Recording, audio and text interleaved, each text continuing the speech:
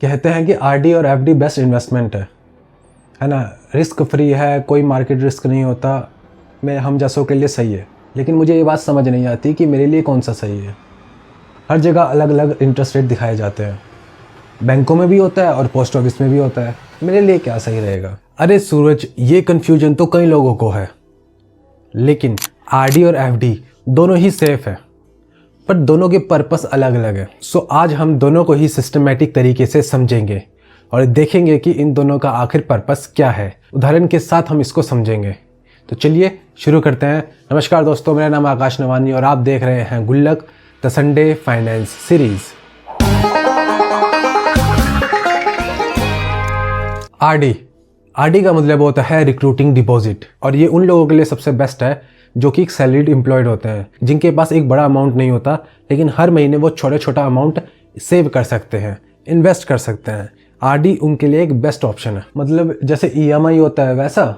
बिल्कुल सूरज, आरडी एक ईएमआई की तरह है, बस फ़र्क इतना है कि आप इसमें लोन चुका नहीं रहे होते हो, आप अपना पैसा इन्वेस्ट कर रहे होते हो, सिंपल और स्ट्रेस फ्री तरीके से।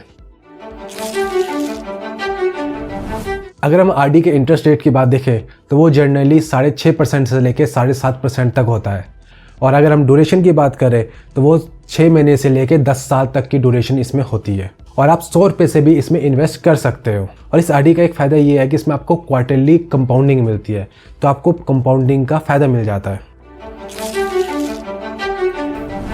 उदाहरण के लिए मान लीजिए आपने 1000 रुपये की अपनी आरडी शुरू की और उसका ड्यूरेशन है 5 साल, और इंटरेस्ट रेट हम मान के चलते हैं 7%। अगर आपने अगले 5 सालों के लिए 1000 रुपये डिपॉजिट किए 7% के इंटरेस्ट पर, तो 5 साल बाद आपके पास 71 से 72 हज़ार रुपये आपके पास होंगे, यानी कि इतने रुपए आपको मैच्योरिटी पे मिलेंगे। तो चलिए, ये तो एक था जनरल आइडिया ऑफ आरडी का।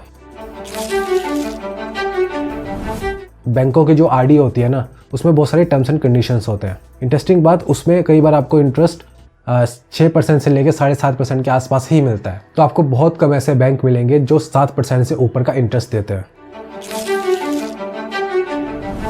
और अगर हम पोस्ट ऑफिस की आरडी की बात करें तो वहाँ पर हर क्वार्टरली आपका इंटरेस्ट रेट चेंज होता है। कभी 6.7 होगा, कभी 6.8 होता है, कभी 7 होता है। क्वार्टर टू क्वार्टर ये डिपेंड करता है। इस वक्त जो रेट है वो है 6.7%। अगर हम टेन्योर की बात करें तो 60 किश्तें, यानी कि लगभग 5 साल आपको आरडी चलानी होती है। मिनिमम डिपॉजिट की बात करें तो आप 100 रुपये से भी शुरू कर सकते हो, और इसकी कोई मैक्सिमम लिमिट नहीं है। और सबसे इंटरेस्टिंग बात, अगर आप बैंकों में आरडी करवाते हो तो आपका सिर्फ 5 लाख तक का अमाउंट ही सिक्योर होता है। लेकिन अगर हम पोस्ट ऑफिस की बात करें, आपका 100% पैसा सिक्योर होता है। जो बैंक्स होते हैं वो मोस्टली आरबीआई के अंडर आते हैं, लेकिन जो पोस्ट ऑफिस है ये मोस्टली सेंट्रल गवर्नमेंट के अंडर आता है। अगर हम एलिजिबिलिटी की बात करें, कौन कौन इसमें अकाउंट खुलवा सकता है? आप इसमें सिंगल अकाउंट भी खुलवा सकते हो, जॉइंट अकाउंट भी खुलवा सकते हो, अप टू 3। अगर कोई बच्चा माइनर है तो वो अपने गार्जियन के बिहाफ पर अपना अकाउंट खुलवा सकता है, गार्जियन के नाम से अपना अकाउंट खुलवा सकता है। और वो अगर 18+ हो जाता है तो वो एक KYC फिल करके उस अकाउंट को अपने नाम कर सकता है। और अगर 10 साल से ऊपर का कोई बच्चा है तो वो अपने नाम से अकाउंट खुलवा सकता है, बस उसमें गार्जियन ज़रूरी है। आप कितने भी अकाउंट आरडी के खुलवा सकते हो, इसमें कोई कंपल्शन नहीं है कि इतने ही आपको आरडी के अकाउंट खुलाने पड़ेंगे। तो चलिए बात करते हैं डिपॉजिट रूल्स की।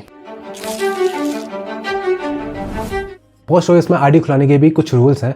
पहला रूल ये है कि अगर आपने 15 से पहले अपना अकाउंट खुलवाया है तो आपको उसमें 15 से पहले ही अपना अमाउंट डिपॉजिट करना होगा, अदरवाइज़ उस पर फाइन लगेगा।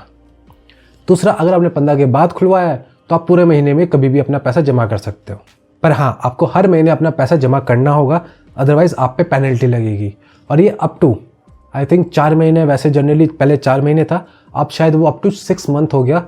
तो अगर आपने 6 महीने तक अपने अकाउंट में पैसे जमा नहीं कराए तो प्रोबेबली आपका जो अकाउंट है वो क्लोज हो जाता है। और पेनल्टी कितनी लगती है? 100 रुपये में 1 रुपये की पेनल्टी लगती है, यानी कि अगर आपका 1000 रुपये का अकाउंट है तो 10 रुपये आपको 1 महीने की पेनल्टी लगेगी। अकाउंट ओपनिंग पर आपको डिपॉजिट देना पड़ता है, तभी वहीं से अकाउंट आपका शुरू हो जाता है। अच्छा जी, मतलब पेशेंस रखो तभी इंटरेस्ट मिलेगा। हाँ सूरज, डिसिप्लिन बनाना ज़रूरी है, तभी सेविंग की हैबिट बनती है। पोस्ट ऑफिस में जाके अपना अमाउंट एडवांस में भी डिपॉजिट करा सकते हो, इससे आपको कुछ रिबेट मिल जाती है। अगर आप 1 साल का पैसा एडवांस में जमा कराते हो तो आपको लगभग 40 रुपये की रिबेट मिल जाती है। छोटा अमाउंट है, लेकिन ये छोटा अमाउंट भी आगे जाके बड़ा बन जाता है। अगर हम लोन फैकल्टी की बात करें तो आप आरडी पर लोन भी ले सकते हो, बट इसके लिए क्राइटेरिया है, आपको मिनिमम 12 इंस्टॉलमेंट यानी कि 1 साल आपको अपनी आरडी चलानी होगी और जितना आपने अमाउंट डिपॉजिट किया है उसका 50% तक आप लोन ले सकते हो। और जो लोन का जो इंटरेस्ट होता है वो बन जाता है आपका आरडी का इंटरेस्ट प्लस 2%। जितना आपने पैसा लिया है वो आप एक ही बारी में भी चुका सकते हो या फिर आप इंस्टॉलमेंट में भी चुका सकते हो। अरे वाह आकाश भाई, आरडी में लोन भी मिलता है। बैंकों में तो 4 फॉर्म भरने पड़ जाते हैं। एग्जैक्टली सूरज, पोस्ट ऑफिस भी आजकल अप टू डेट चलता है। अगर हम प्री मैच्योर विड्रॉल की बात करें तो 3 साल तक आपको अपनी आरडी मिनिमम चलानी पड़ती है। उसके बाद आप अपना पैसा विड्रॉल भी कर सकते हो, बट उसमें जो इंटरेस्ट है वो सेविंग का मिलता है। और अगर आप 5 साल पूरे करते हो तो आपको आरडी का ही इंटरेस्ट मिलेगा। 5 साल यानी कि लगभग 60 किस्तें आपको पूरी करनी होती है। इसके बाद आप अपनी आरडी तोड़वा भी सकते हो या फिर आप 5 साल के लिए एक्सटेंड भी कर सकते हो। और सो इन केस अगर हम डेथ और नॉमिनी की बात करें तो क्या होता है, अगर मान लीजिए जॉइंट अकाउंट है, सो जो भी सर्वाइवर होल्डर है वो उसे कंटिन्यू कर सकता है या फिर उसे विड्रॉल कर सकता है। और अगर सिंगल अकाउंट है तो जो भी उसमें नॉमिनी का नाम होता है वो उस कॉपी को कंटिन्यू कर सकता है या फिर जो भी पैसा है वो उसको मिल जाएगा। देखो एक्चुअली आरडी के बेनिफिट तो है। मेरा एक कज़न है, उसको अपनी बहन की शादी करवानी थी तो उसके पास कुछ पैसे वो सेव करना चाहता था, तो उसने हर महीने की 2000 रुपये की कॉपी खुलवा दी आरडी की। उसको अच्छा खासा इंटरेस्ट मिला। सो 5 साल बाद उसके पास लगभग 1,40,000 का कॉर्पस बन गया। सो 5 साल बाद उसके पास लगभग 1,40,000 रुपये आ गए। तो ये तो उसके लिए फायदेमंद रहा। बिना किसी स्ट्रेस के और टेंशन फ्री उसने इतना पैसा जमा कर लिए। आरडी एक सिंपल आदत है और ये बेसिक स्टेप है इन्वेस्टमेंट का। अच्छा, यानी कि आरडी एक साइलेंट इन्वेस्टर की तरह है। हर महीने थोड़ा बहुत पैसे डालते जाओ और एंड में आपको अच्छा खासी पैसा मिलेगा। बिल्कुल सूरज, आरडी के थ्रू ही हम छोटा छोटा पैसा जमा करके एक बड़ा कॉर्पस, एक बड़ा अमाउंट बना सकते हैं। तो अगर आपके पास आरडी का अकाउंट है तो बहुत अच्छी बात है, और अगर नहीं है तो आप अपने बैंकों में जाके पूछ सकते हो कि अगर वो वहाँ पर आरडी करवाते हैं तो उनको कितना इंटरेस्ट मिलेगा। अगर आपको लगता है कि वहाँ कम मिल रहा है तो आप पोस्ट ऑफिस में अपना आरडी का अकाउंट खुलवा सकते हो। तो करें फिर एफडी की शुरुआत। ये मेरा पर्सनल फेवरेट टॉपिक है क्योंकि मैं एजेंसी लेके बैठा हूँ एफडी की। मोस्टली मेरे काम ये जो है कस्टमर्स होता है वो पिताजी लेकर आते हैं, लेकिन चलो कोई बात नहीं, अब मैं हूँ तो हूँ। चलिए अब बात करते हैं एफडी की। एफडी का मतलब होता है फिक्स्ड डिपॉजिट या फिर पोस्ट ऑफिस टाइम डिपॉजिट। अगर हम पोस्ट ऑफिस की बात करें, ये उन लोगों के लिए बेस्ट है जिनके पास एक लमसम अमाउंट पड़ा होता है और उनको इन्वेस्ट करना होता है, तो एफडी उनके लिए बेस्ट है। यहाँ आप एक ही बारी में बड़ा अमाउंट डालकर इन्वेस्ट करके आप उसमें एक अच्छा रिटर्न पा सकते हैं। एफडी उन लोगों के लिए बेस्ट है जिनके पास एक लमसम अमाउंट पड़ा हुआ है, यानी कि लगभग 50,000, 1 लाख, 2 लाख, 10 लाख, ऐसा जो अमाउंट अगर आपके पास है तो आप उसकी एक सेफ एफडी करवा सकते हो। और एफडी भी अलग अलग ड्यूरेशन की होती है, वो मैं आगे बताऊंगा आपको। सो अगर हम एफडी की इंटरेस्ट रेट की बात करें तो वो लगभग 6% से लेकर 8% के बीच में रहता है। और अगर हम टेन्योर की बात करें तो इसका टेन्योर 7 दिन से लेके, हाँ बहुत सारे बैंक ऐसे हैं जो आपको ये सर्विस प्रोवाइड कराते हैं, 7 दिन से लेके 10 साल तक आप अपनी एफडी करवा सकते हो। इसमें आपको एक फिक्स रिटर्न मिलता है। अगर आपने बैंकों में एफडी करवाई है वहाँ पर आपका 5 लाख तक का जो पैसा है वो मेक श्योर होता है कि आपको मिलेगा ही मिलेगा, अगर बैंक डूब भी जाता है तब भी। और अगर आप पोस्ट ऑफिस में एफडी करवाते हो तो आपको आपका सारा पैसा वापस मिलेगा क्योंकि वो सेंट्रल गवर्नमेंट के अंडर आती है, गवर्नमेंट बैक्ड होती है। और अगर आप अपनी एफडी को तोड़वाते हो बीच में तो आपको एक पेनल्टी पे करनी पड़ती है 0.5% से लेकर 2% के आसपास।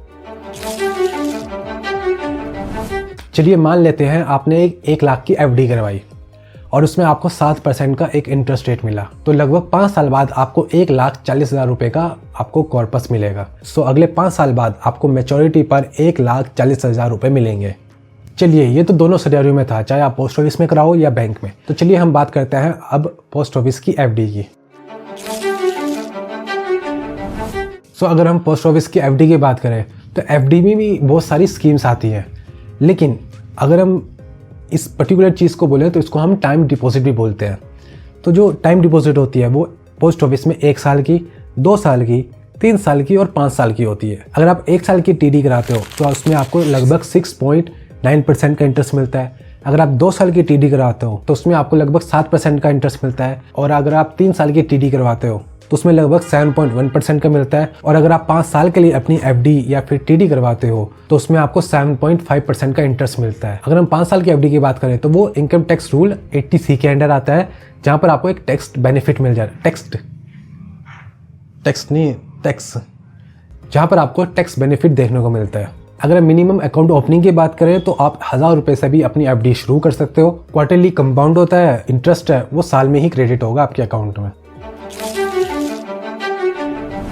एलिजिबिलिटी और अकाउंट टाइप्स की बात करें तो आप सिंगल अकाउंट भी खुलवा सकते हो और जॉइंट भी खुलवा सकते हो। कोई अगर माइनर खुलवा रहा है तो वो गार्जियन के थ्रू ही खुलेगा अकाउंट।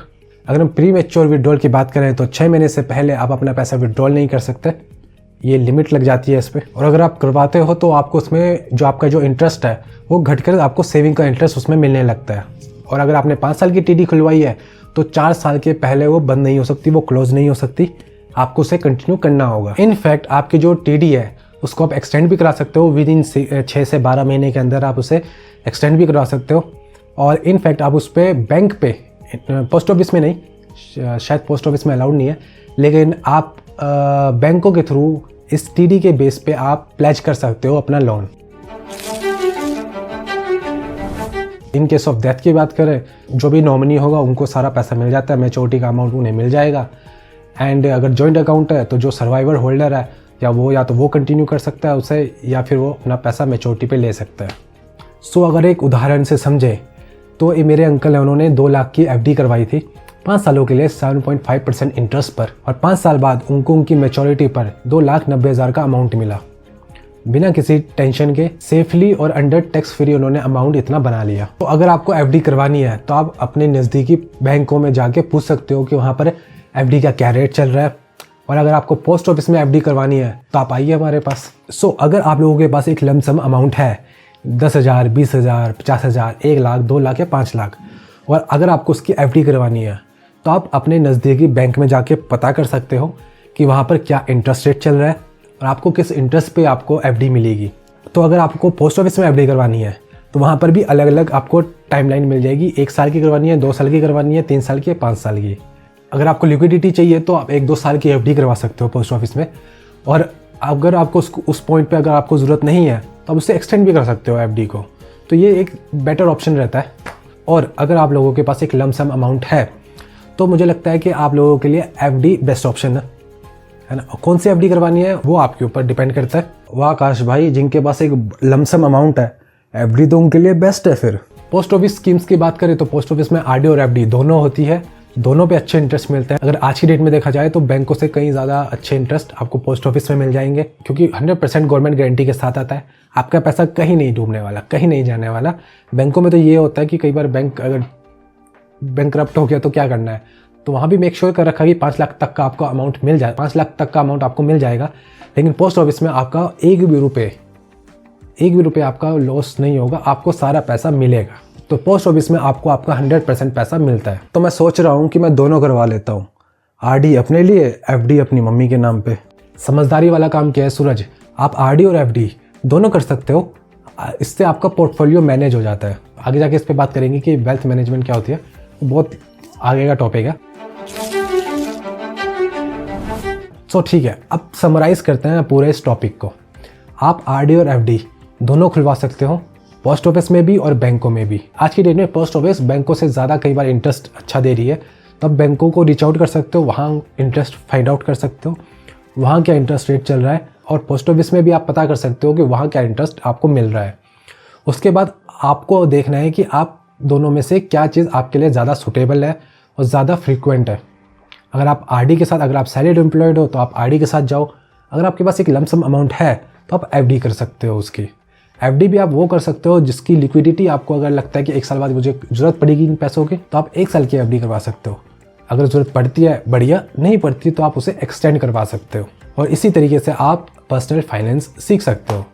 तो चलिए, अगर आपको वीडियो अच्छी लगी हो तो प्लीज़ चैनल को सब्सक्राइब ज़रूर करना, इसी से हमको मोटिवेशन मिलता है। और वैसे भी ये चैनल बहुत इनिशियल लेवल पे है, तो ज़रूरत है इस पॉइंट पे।